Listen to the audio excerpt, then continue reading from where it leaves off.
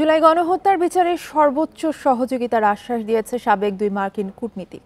Right two freedom নামের মার্কিন think ট্যাঙ্কের পক্ষ থেকে আন্তর্জাতিক অপরাধ ট্রাইব্যুনাল পরিদর্শন করেন তারা। পরে ব্রিফিংয়ে চিফ প্রসিকিউটর বলেন, মানবতাবিরোধী অপরাধের বিচার খুবই জটিল, ট্রাইব্যুনালকে বাড়তি চাপ না দেওয়ার অনুরোধ জানান তিনি।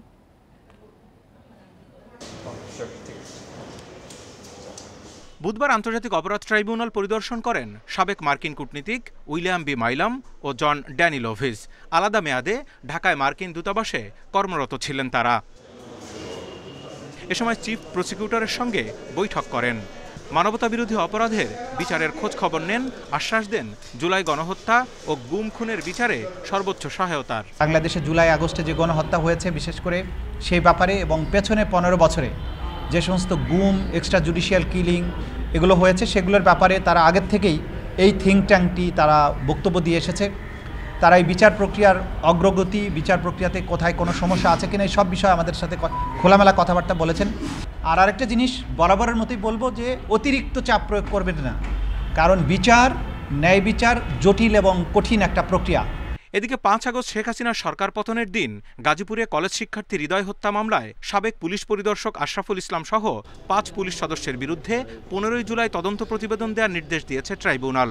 কনস্টেবল আকরাম সেদিন কেন হৃদয়কে গুলি করে হত্যা করে এ নিয়ে তাকে জিজ্ঞাসাবাদেরও অনুমতি দেওয়া হয়েছে। ঠান্ডা মাথায় পিছন থেকে রাইফেল ঠেকিয়ে গুলি করে তাকে হত্যা করে, শহীদ করে ফেলে এবং এরপরে আরেকটা গ্রুপ অফ পুলিশ এসে তার লাশকে টেনে টেনে গলির মধ্যে নিয়ে যায় এবং আজ পর্যন্ত তার স্বজনরা জানে না সেই লাশটা কোথায় আছে, তার ডেড বডিটা উদ্ধার হয়নি। তিনি আবারও জানান, শেখ হাসিনার মানবতাবিরোধী অপরাধের তদন্ত প্রতিবেদন এ মাসের মধ্যেই দেয়ার সম্ভাবনার কথা।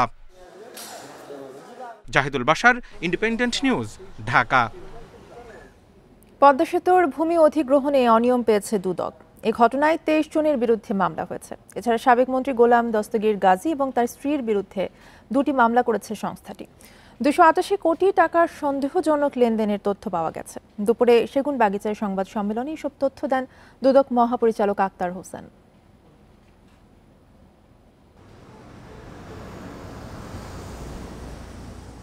আওয়ামী লীগ সরকারের অগ্রাধিকার ভিত্তিক প্রকল্প ছিল পদ্মা সেতু। 32,000 কোটি টাকার প্রকল্পে একটি বড় অংশ ভূমি অধিগ্রহণ এবং পরামর্শক নিয়োগে ব্যয় করে। অভিযোগ উঠেছে, জমি অধিগ্রহণের ক্ষেত্রে পদে পদে অনিয়ম ও দুর্নীতি হয়েছে। দুদক জানিয়েছে, ভুয়া রেকর্ড ও জালিয়াতির মাধ্যমে লুটপাট করা হয়েছে। দুর্নীতির অভিযোগে মাদারীপুরের সাবেক ভূমি অধিগ্রহণ কর্মকর্তা প্রমথ রঞ্জন ঘটক সহ 23 জনের বিরুদ্ধে মামলা হয়েছে। ভুয়া রেকর্ড সৃজন করে জালিয়াতি, প্রতারণা ও অপরাধজনক বিশ্বাসভঙ্গের মাধ্যমে পরস্পর যোগসাজশে একে অপরের সহায়তায় ক্ষমতার অপব্যবহার পূর্বক 23টি চেকের বিপরীতে সরকারের 9,57,00,000 টাকারও বেশি অর্থ আত্মসাতের অভিযোগে জনাব প্রমথ রঞ্জন ঘটক সহ বেনিফিশিয়ারিদের মোট 23 জনের বিরুদ্ধে দণ্ডবিধির সংশ্লিষ্ট ধারা এবং দুর্নীতি প্রতিরোধ আইনের সংশ্লিষ্ট ধারায় আরও একটি মামলা রুজু হয়েছে। এদিকে গোলাম দস্তগীর গাজী এবং তার স্ত্রী হাসিনা গাজীর বিরুদ্ধে মামলা করেছে দুদক। প্রায় 33 কোটি টাকার অবৈধ সম্পদ ও 288 কোটি টাকার সন্দেহজনক লেনদেনের অভিযোগ তাদের বিরুদ্ধে।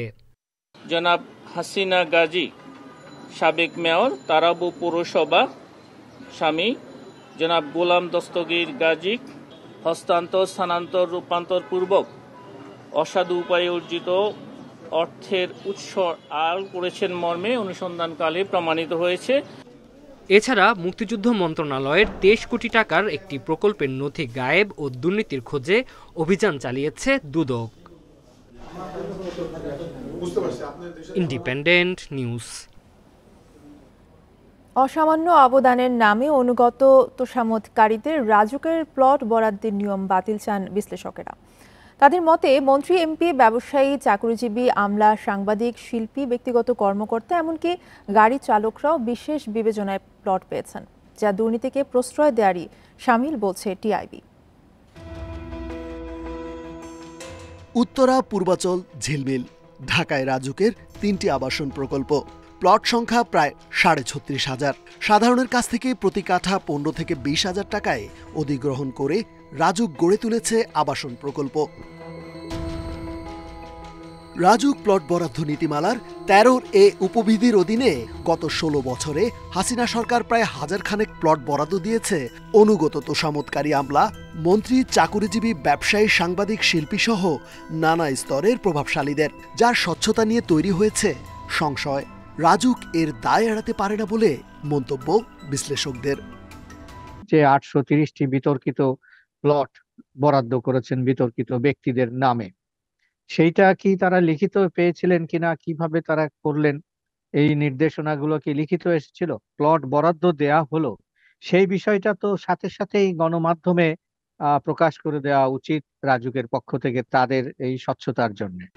ঢাকাকে বসবাস অযোগ্য করে তুলতে রাজুকের দায় সবচেয়ে বেশি দাবি করে টিআইবির নির্বাহী পরিচালক বলছেন, সর্বোচ্চ জায়গা থেকে নিজের অনুগতদের দুর্নীতি অনিয়মকে বৈধতা দিয়েছেন পতিত সরকার প্রধান শেখ হাসিনা। রাজুকের অ্যালটমেন্ট অফ ল্যান্ডস রুলসের 13 উপবিধি বাতিলেও মত তার। দুর্নীতিকে প্রশ্রয় দেওয়া শুধু নয়, দুর্নীতির সুযোগ করে দেওয়া এবং দুর্নীতির অংশীদার হওয়া এবং দুর্নীতিকে সুরক্ষা দেওয়া, এই মূলত এই বিষয়টি হয়েছে। এবং এর মাধ্যমে যেটা হয়েছে, এক ধরনের বার্তা দেওয়া হয়েছে যে ক্ষমতার কাছাকাছি থাকলে সমস্ত সুবিধা অর্জন করা যায়। আমরা চাই যে এই যে বিশেষ ধারাটি, সেটাকে সম্পূর্ণভাবে বাতিল করা হোক, এমনভাবে যাতে ভবিষ্যতে এই সুযোগটা আর কেউ না পায়। 2009 থেকে 2024 সালের মধ্যে রাজুকের প্লট বরাদ্দে অনিয়মের অভিযোগ তদন্তে গত 24 অক্টোবর 3 সদস্যের একটি কমিটি গঠন করে দেয় হাইকোর্ট। 120 কর্মদিবসের মধ্যে প্রতিবেদন দিতে বলা হয়েছে তাদের। রেজওয়ানুল হক, ইন্ডিপেন্ডেন্ট নিউজ, ঢাকা। কবে হবে সংসদ নির্বাচন, এই নিয়ে ইসিকে কোনো নির্দেশনা বা আভাস দেয়নি সরকার। তবে প্রধান উপদেষ্টার ঘোষণা দেয়া ডিসেম্বরের জন্য প্রস্তুতি নিচ্ছে কমিশন। সিইসি জানান, নির্বাচন নিয়ে সংলাপ হবে রাজনৈতিক দলগুলোর সঙ্গে। সবার সহযোগিতা ছাড়া সুষ্ঠু নির্বাচন সম্ভব নয়। ইন্ডিপেন্ডেন্ট টেলিভিশনকে দেয়া একান্ত সাক্ষাৎকারে এসব কথা বলেন সিইসি। গত বছর বিজয় দিবসে জাতির উদ্দেশ্যে ভাষণ দেন প্রধান উপদেষ্টা। এই বছরের ডিসেম্বর বা আগামী বছরের জুনের মধ্যে নির্বাচন করার কথা জানান তিনি। সেনাবাহিনী প্রধানও একই তথ্য দিয়েছেন। 2025 সালের শেষের দিকে নির্বাচন অনুষ্ঠান হয়তো সম্ভব হবে। There should be free, fair and inclusive election, and that election should be within December. কিন্তু নির্বাচনী রোডম্যাপ ঘোষণার জন্য চাপ দিচ্ছে বিএনপি, যদিও ভিন্ন মত রয়েছে অন্য কয়েকটি দলের। এই মতবিরোধের মধ্যে ডিসেম্বরে জাতীয় নির্বাচনের প্রস্তুতি নিচ্ছে কমিশন। তবে দিনক্ষণ নিয়ে সরকার ইসিকে কোনো আভাস দেয়নি। ডিসেম্বর ইলেকশন করতে হলে আমাদেরকে অক্টোবরের মধ্যে অবশ্যই শিডিউল ঘোষণা করতে হবে। এটা আমাদেরকে যদি হাতে রাখতে হয়, আপনারা জানেন এটা। আমরা সেটার জন্যই প্রস্তুতি নিচ্ছি, কারণ এর বাইরে তো আমাদের আর কোনো যাওয়ার কোনো ক্ষমতা নাই। কিন্তু সরকারের তরফ থেকে আমাদেরকে কোনো ইন্ডিকেশন দেয় নাই বা কোনো নির্দেশনাও নাই, সেরকম কোনো আমাদের কাছে কোনো পরামর্শও নেই যে আমরা বিবেচনায় নেব। নির্বাচনী সরঞ্জাম কেনাকাটা শুরু করবে কমিশন। ভোটার তালিকা হালনাগাদ, দলের নিবন্ধন সহ যাবতীয় প্রস্তুতি চললেও আইনি জটিলতায় সীমানা পুনর্নির্ধারণ থমকে আছে বলে জানান সিইসি। আমরা আরেকটা কাজে আটকে গেছি, হলো ডিলিমিটেশনটা নিয়ে। এই আইনটা যদি আমরা সংশোধন করতে না পারি, তাহলে কিন্তু আমরা হাত দিব, তাহলে আমাদের এক্সিস্টিং সিস্টেমে যেতে হবে। মানুষ যেতগুলো আবেদন করলো, তাদের যে আপত্তি জানালো, এই আপত্তিগুলো আমরা ডিসপোজাল দিতে পারছি না এই আইনি বাধার কারণে। সিইসি আরও জানান, আগামী নির্বাচনে পূর্ণ সহযোগিতার আশ্বাস দিয়েছে সেনাবাহিনী। রাজনৈতিক দলগুলোর সহযোগিতার জন্য সংলাপ করবে ইসি। আমাদের defence forces will be with us, that assurance they have given us already. রাজনৈতিক দল ছাড়া আমি তো সুষ্ঠু ভোট করতে পারবো না, তারাই তো মেজর স্টেক হোল্ডার। দিন ঘনিয়ে আসবে, বিভিন্ন অংশীজনের সাথে আমাদের তো আলাপ করতে হবে। তার মধ্যে রাজনৈতিক দল তো অবশ্যই, আমরা দলকে ওনাদের সাথে নিয়ে আমরা চলতে চাই।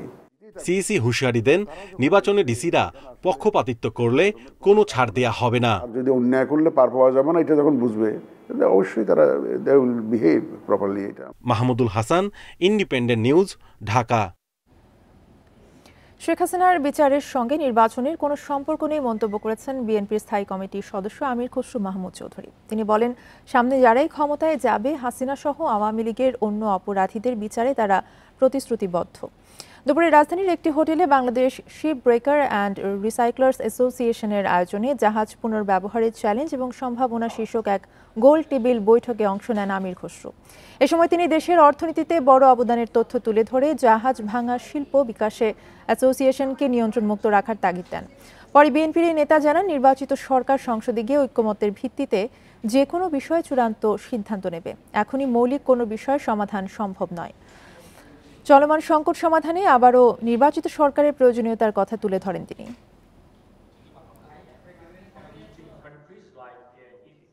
বিচার বিভাগের যে পরিবর্তন আসছে তার মাধ্যমে বিচার বিভাগ আরো ভালোভাবে কাজ করবে, এটা তো চলতেই থাকবে।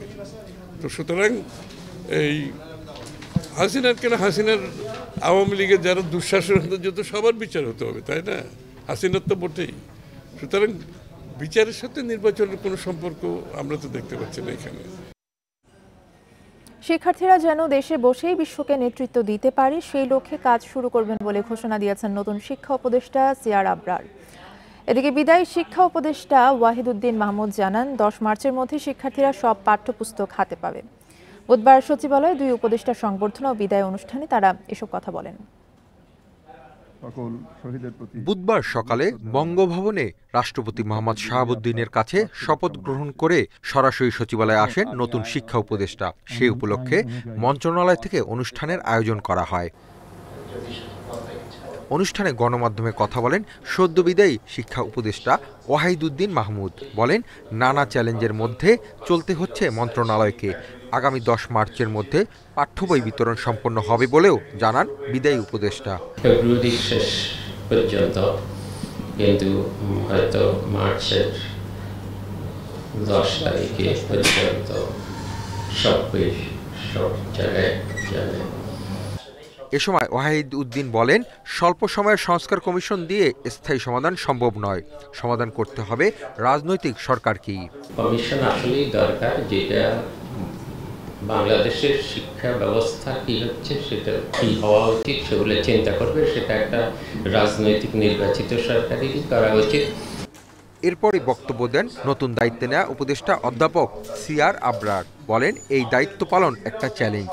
এমন শিক্ষা ব্যবস্থার স্বপ্ন দেখি যেখানে আমাদের ছাত্রছাত্রীরা দেশের ভেতরেই তাদের ভবিষ্যৎ দেখতে পাবে এবং বাংলাদেশ থেকেই বিশ্বকে নেতৃত্ব দেবে।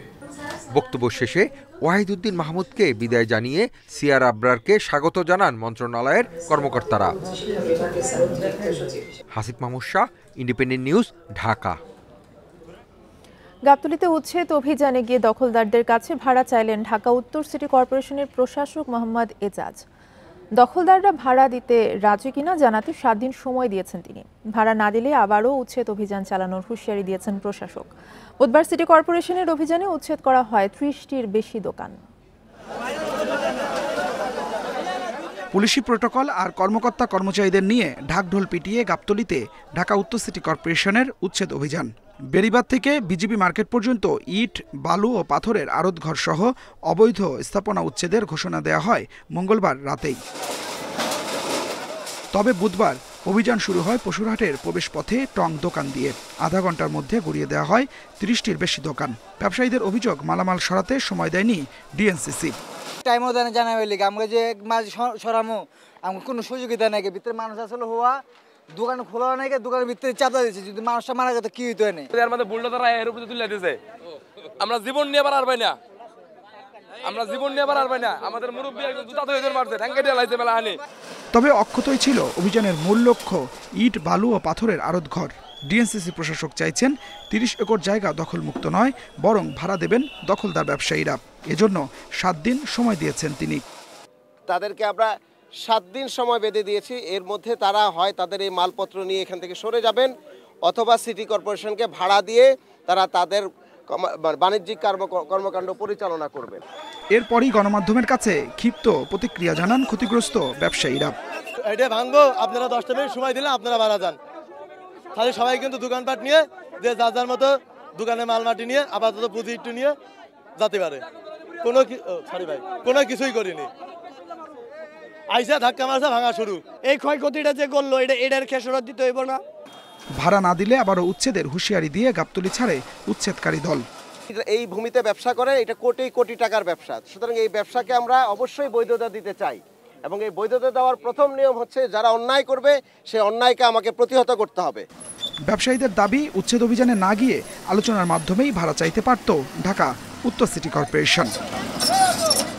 Adilur Rahman, independent news, Dhaka. রাজধানীর গুলশানের বাসায় তল্লাশির নামে ভাঙচুর ও লুটপাটের চেষ্টার ঘটনায় করা মামলায় গ্রেফতার 3 আসামিকে কারাগারে পাঠানো হয়েছে। বুধবার ঢাকার অতিরিক্ত chief metropolitan magistrate Mohammad Ziaudur Rahman শুনানি শেষেই আদেশ দেন।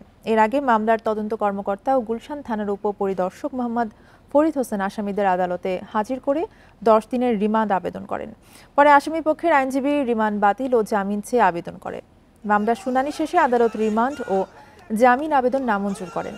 4 মার্চ রাতে 14 থেকে 15 জন গুলশানে 2 নম্বর রোডের একটি বাসায় ভাঙচুর ও লুটপাট করে। সাবেক প্রধানমন্ত্রী শেখ হাসিনার রাজনৈতিক উপদেষ্টা প্রয়াত এইচটি ইমামের ছেলে তানভীর ইমামের সাবেক স্ত্রীর বাসায় ঘটনা ঘটে। পরে ওই বাসার কেয়ারটেকার আব্দুল মান্নান বাদী হয়ে গুলশান থানায় মামলা দায়ের করেন।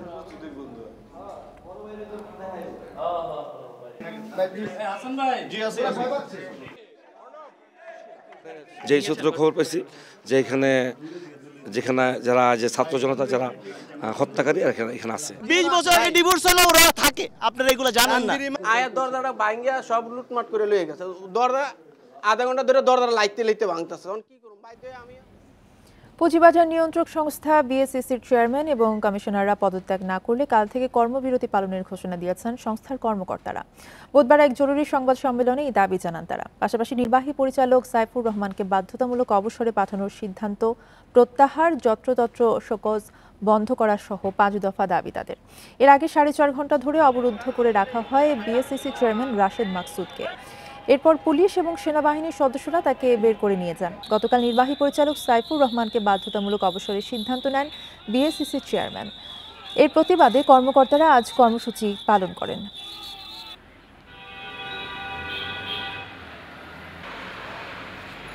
আমাদের এই দাবি যদি না মানা হয়, অর্থাৎ পদত্যাগের দাবি, না মানলে কালকে থেকে আমরা কর্মবিরতি যাব। কমিশনের সকল স্তরের কর্মচারীরা রাজবাড়ীর গড়াই নদীতে 1 মাসে দেখা গেছে একাধিক কুমির। এতে আতঙ্ক বেড়েছে নদী পাড়ের বাসিন্দাদের মধ্যে। স্থানীয়রা আতঙ্কে থাকলেও কুমির দেখতে প্রতিদিনই সেখানে ভিড় করছে উৎসুক জনতা। মানুষের নিরাপত্তার জন্য দ্রুত বন বিভাগের বিশেষজ্ঞ দল এনে কুমির ধরার ব্যবস্থা করা হবে বলছে স্থানীয় প্রশাসন। পাংশা উপজেলার কসবামাজাইল ইউনিয়নের কেওয়া গ্রামের মোহনের ঘাট গড়াই নদীর এই এলাকায় 1 মাস ধরে বিভিন্ন সময়ে একাধিক কুমির ভেসে উঠছে, আর তা দেখতে ভিড় করছে উৎসুক জনতা। অন্যদিকে আতঙ্কে দিন কাটছে নদী পাড়ের বাসিন্দাদের। যাচ্ছিলাম আজকে খুলম্বাড়ির ঘাটের ওদিকে, দেখেন মানুষ সবাই বলছে যে কুমিরা ভাসছে। এখন আমি মোটরসাইকেল নিয়ে আসলাম, এসে দেখি কুমির ওই সোজাসুজি উঠছে আর কি। এর আগেও 2টা 3টা এরকম ভাসে। প্রতিদিন স্থানীয় কয়েকশো বাসিন্দা গোসল, জামাকাপড় ধোয়া সহ নানা কাজে এই নদীর পানি ব্যবহার করলেও এখন তা পারছে না। থেকে দাঁড়াইয়ে মগ ভরে গোসল করতেছে এবং সেক্ষেত্রে তবুও লোকজন খুব ভয়ে আছে। যদি এই কুমির ধরার কোনো ব্যবস্থা করা হয় তার জন্য আমরা খুব রিকোয়েস্ট করছি আর কি। আমরা 2 দিন দেখছি, 5.5 হাত 6 হাত লম্বা হবে নি। আমরা তো ওই আতঙ্কে গোসল করতে ভাবতেছি নিয়ে। স্থানীয় প্রশাসন বলছে এরই মধ্যে ওই এলাকা পরিদর্শন করে বন বিভাগকে ব্যবস্থা নেওয়ার জন্য চিঠি দেওয়া হয়েছে। এলাকাবাসীর অনেকের মোবাইলে আমরা ভিডিওগুলো দেখেছি, তাতে মনে হয়েছে যে এটা কুমির হতে পারে। তা আমরা রিস্কের মধ্যে যাইনি। আমরা ইতিমধ্যে আমাদের যে উপজেলা বন কর্মকর্তা রয়েছে তাকে আমি লিখিতভাবেই নির্দেশনা দিয়েছি। ঊর্ধ্বতনকে মৌখিকভাবে জানিয়েছি, চিঠি দিয়ে জানাবো। ইস্যু করিনি, এখন চিঠি ইস্যু করবো, ঊর্ধ্বতনকে জানাবো। তাকে মৌখিকভাবে জানানো হয়েছে। এখন সে তার পরবর্তী আমার ঊর্ধ্বতন যে পরবর্তী স্টেপ নেয় তার প্রেক্ষিতে দ্রুত কুমিরগুলো উদ্ধার করে বড় নদীতে অবমুক্ত করার দাবি স্থানীয়দের। Independent news. এই ছিল এখনকার সংবাদের সাথে থাকার ধন্যবাদ সবাইকে।